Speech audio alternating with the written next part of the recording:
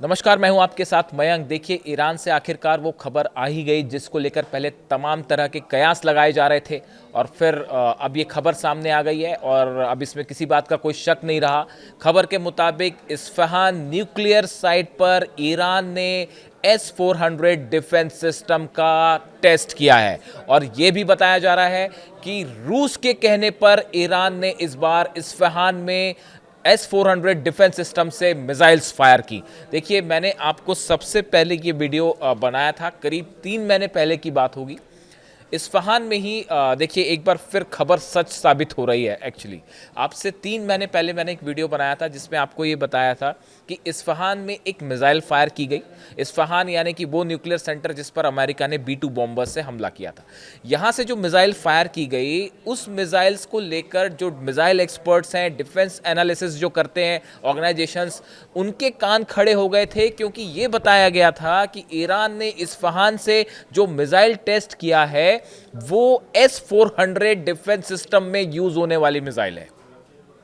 इस तरह की खबर आई। देखिए, ये खबर ऐसी थी जो कान खड़े करने वाली थी। मैंने उसको पढ़ा और सबसे पहले मैंने आपको एक वीडियो बनाया था, बताया था और इस तरह की बात मैंने कही थी कि जो टेस्ट हुआ ये उस मिसाइल का टेस्ट है जो S-400 में इस्तेमाल होती है, ऐसे दावे हो रहे हैं। और अब देखिए, करीब 3 महीने बाद खबर ये आई है कि ठीक 24 घंटे पहले ईरान ने इस्फहान न्यूक्लियर साइट के पास S-400 की कई मिसाइल्स दागी हैं। इस तरह की खबरें आपको कई डिफेंस एनालिसिस जो ऑर्गेनाइजेशंस हैं या मैगजीन्स हैं उसमें मिल जाएगी। मैं जो आपको एग्जैक्ट खबर छपी है वो पढ़ के बता रहा हूं। Iran has reportedly conducted its first operational field test of Russian-made S-400 air defense system near Isfahan, a location housing key nuclear infrastructure. Analysis say the deployment signals Tehran is preparing for potential US और Israeli strikes. देखिए, इस खबर के मुताबिक जो छपी हुई है उसके मुताबिक मैं बता रहा हूं, जो ये दावे हो रहे हैं कि ईरान ने S-400 एयर डिफेंस सिस्टम का इस्फहान में अब खुलकर टेस्ट कर लिया है और ये भी दावे हो रहे हैं कि ये इस बार टेस्ट रूस के कहने पर हुआ। और देखिए, इसको उससे जोड़कर देखा जा रहा है जिस तरह से डोनाल्ड ट्रंप ने अपना दूसरा एयरक्राफ्ट कैरियर जो है वो भेज दिया है ईरान के पास। अब्राहम लिंकन पहले से मौजूद है, अब नया और सबसे बड़ा जो एयरक्राफ्ट कैरियर है वो ईरान की तरफ बढ़ रहा है और अगले 4 से 5 दिनों में वो मिडिल ईस्ट पहुंच भी जाएगा। देखिए, एक तारीख ऐसी है जिसके बारे में मैं कुछ कहना नहीं चाहता, लेकिन कई सारे लोग हैं उसके बारे में बातें कर रहे हैं। अगर आप डिफेंस एक्सपर्ट्स या उनके कमेंट्स देखें या उनसे चर्चा करें तो एक डिप्लोमेट्स के बीच में भी एक तारीख चल रही है, कहा जा रहा है 19 फरवरी। 19 फरवरी के बाद कभी भी ईरान पर हमला हो सकता है, इस तरह की बात सोशल मीडिया पे चल रही, कुछ लोग दावे कर रहे हैं। अभी मैं इस बारे में कुछ नहीं कहना चाहता। गज़ा को लेकर एक बड़ी मीटिंग होने वाली है अमेरिका में, बताया जा रहा है कि इस मीटिंग के बाद शायद ईरान पर हमला हो सकता है। खैर, हम उस पर बात करेंगे। लेकिन डोनाल्ड ट्रंप की तरफ से दो बयान, दो, एक फैसला और एक बयान। देखिए, डोनाल्ड ट्रंप ने ये बात साफ कह दी है कि ईरान के साथ किसी भी तरह समझौते का जो सबसे अच्छा तरीका हो सकता है वो हो सकता है ईरान में रिजीम चेंज हो जाए, अली खामेनी साहब की सत्ता बदल जाए। ये सबसे अच्छा हो सकता है, ऐसा डोनाल्ड ट्रंप का कहना है। देखिए, मैं आपको बार बार कह रहा हूं, मैं पिछले कई महीनों से जब से मैंने वीडियो बनाए, मैंने हमेशा ये बात करी कि ईरान का न्यूक्लियर जो मटेरियल है, यूरेनियम जो है, वो असली टॉक का मुद्दा नहीं है। मिसाइल्स जो है वो असली टॉक का मुद्दा नहीं है। असली मुद्दा है कि कैसे अली खामेनी साहब को सत्ता से हटाया जाए और इसीलिए 12 दिन की जंग हुई थी, इसीलिए इस बार फिर हमला होगा, इसीलिए ईरान में जो है वो आतंक फैलाने की कोशिश की गई और वहां पर हिंसा फैलाई गई। लेकिन हर बार अली खामेनी साहब भारी पड़े और सत्ता परिवर्तन के ख्वाब जो थे खा भी रह गए हो। अब इन हालात में अब फिर से बातचीत हो रही है। ये सब जानते हैं कि न्यूक्लियर डील को लेकर किसी एक लिमिटेड ही बात हो सकती है, झुकेगा नहीं ईरान। और मिसाइल प्रोग्राम पे तो कोई बात ही नहीं होगी, तो मिसाइल प्रोग्राम पे बात फेल हो गई यानी नेतन्याहू का मकसद फेल। नेतन्याहू को अलग डर सताता है कि भाई हमारे यहाँ खुर्रमशहर 4 और फतेह और सेजिल गिरने लगेगी तो क्या होगा, तो नेतन्याहू वाला एंगल फंसा हुआ है।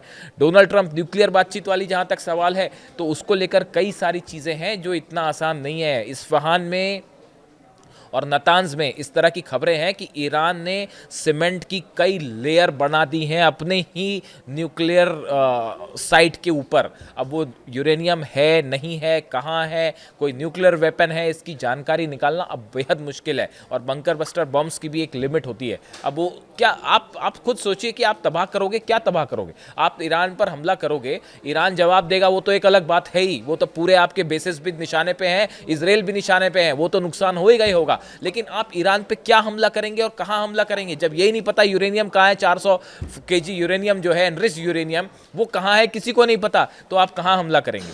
उससे क्या होगा हमला करने से? रिजीम चेंज तो नहीं होने वाली। आप अली खामनेई साहब को टारगेट करेंगे, उसका नतीजा क्या होगा वो भी सोचना पड़ेगा आपको। तो ऐसे बड़ी सारी चीज़ें हैं जो एक इस ओर इशारा कर रही हैं कि एक बड़ी जंग। और देखिए अमेरिका ने, जो मैं आपको फैसले की बात कर रहा था, पहली बात तो डोनाल्ड ट्रंप का ये बयान कि रिजीम चेंज सबसे अच्छा ऑप्शन है। दूसरी बात, वो अपना सबसे बड़ा एयरक्राफ्ट कैरियर भेज रहे हैं। और तीसरी बात कि अब ये साफ हो चुका है कि अमेरिका मिडिल ईस्ट में एक ऐसी जंग की तैयारी कर रहा है जो कई महीने चल सकती है, कई महीनों तक चलने वाली जंग की तैयारी। और वो इसलिए क्योंकि इस बार वो छोटा वाली जंग पॉसिबल नहीं है। ईरान ने साफ कह दिया, एक हमला करोगे तो नतीजा बड़ा होगा, और इस बार हम सीज फायर नहीं करेंगे, जंग नहीं रोकेंगे। पिछली बार तो मजबूरी थी जंग रोकना, वरना इजराइल नहीं बचता। वो डिफेंस मिसाइल्स खत्म हो गई थी जब फतेह 2 गिरना शुरू हुई, सेजिल गिरना शुरू हुई और खुर्रम शहर गिर रही थी मिसाइल्स, तो डिफेंस सिस्टम्स मिसाइल्स खत्म हो गई थी। तो अमेरिका ने यूनिलैटरल एक तरफा सीज फायर का ऐलान कर दिया, ईरान ने कहा चलो ठीक है खत्म करो। लेकिन अब की बार ईरान ने साफ कर दिया कि अब अगर आपने जंग शुरू की, खत्म हम करेंगे, हम रोकेंगे नहीं उसको फिर, अब उसके बाद फिर जो हो जाए। तो ईरान तैयार है। अब ऐसे में खबरें ये हैं, ये जो दूसरा एयरक्राफ्ट कैरियर आ रहा है और इसके साथ जो है 12 डिस्ट्रॉयर्स चल रहे हैं, सब मरीन्स चल रही हैं, और F-35 जेट्स और F-16 जेट्स इसमें हैं। अब ऐसे हालात में ये जो स्थिति बन रही है, उसमें उसकी देखिए एक और बड़ी वजह है कि उसकी एक बड़ी वजह जो है, ये जो इस्फहान में जो S-400 के टेस्ट वाली खबर आ रही है, वो इसलिए है, और ये भी बताया जाता है कि रूस के कहने पर ये टेस्ट किया गया। कब किया गया? जैसे ही ये खबर आई कि सेकंड एयरक्राफ्ट कैरियर रवाना हो चुका है अमेरिका से, उसके तुरंत बाद टेस्ट किया गया। डोनाल्ड ट्रंप का बयान आया रिजीम चेंज को लेकर, उसके बाद ये टेस्ट किया गया। बड़े जंग की तैयारी है, ये जैसी मैसेज आया पेंटागन से, उसके बाद ये टेस्ट किया गया और रूस के कहने पर किया गया। देखिए, बताया जा रहा है कि किसी भी तरह का ईरान पर हमला पूरे मिडिल ईस्ट में एक ऐसी जंग छेड़ेगा जिसमें रूस भी शामिल हो सकता है और चीन भी शामिल हो सकता है। खास तौर पर चाइना के शामिल होने की बात है, और रूस के तो सपोर्ट की साफ बात है।